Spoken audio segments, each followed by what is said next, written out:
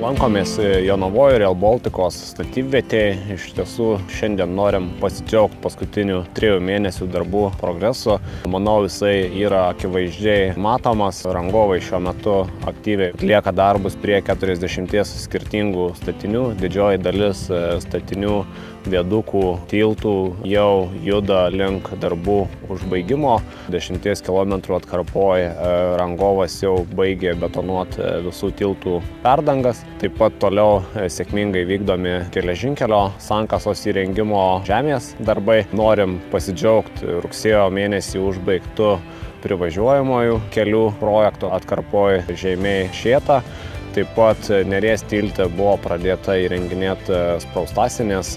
Rangovas ruošiasi polių galvenų betonavimo darbams, pradėta gręžti 1,80 m diametro skersmens poliai ir šiaurinėje Neries tilto pusėje užbaigta atraminių senučių įrengimas. Taip pat labai svarbu būtų pažymėti ir tai, kad pasirašėm dar vieną sankasos įrengimo sutartį dėl papildomų 17,1 km atkarpos darbų ir rangovas šiuo metu jau pradeda ruoštis pačių darbų įgyvendinimui.